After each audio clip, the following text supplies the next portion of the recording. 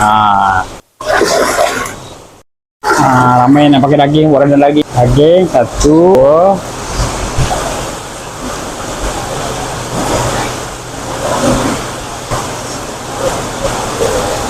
Masuk yang kita dah blender. Ni. Kalau dulu kita kacau-kacau, kemudian baru kita tumis dia punya kayu manis, bunga lawang. Okey. Jom kita tengok daging yang kita dah rebus selama setengah jam, 30 minit. Tengok sini dulu. Dia kita dah rebus setengah jam. Kemudian kita nak tumis bahan-bahan dia macam kayu manis, lengkuas, halia, serai semua. Okey, sekarang kita nak tumis. Kat sini ada lengkuas, halia, bawang holland, serai.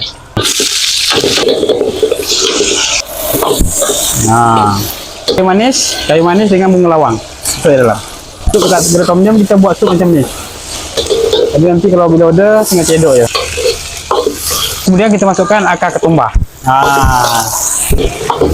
Kita kacau sikit, kita bagi layu-layu dulu. Wow, wangi bau dia guys. Dalam sini kita dah letak bawang putih, kita dah blend bawang putih banyak tadi. Okay, so kita tak payah letak bawang putih lah kat sini. Ni princess kita. Pergi ke babas tu boleh, tak ada masalah ya. Tu nilai macam ni air rebusan tadi.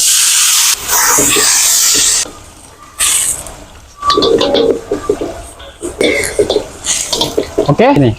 Ni mas. Okey, kita masuk dalam.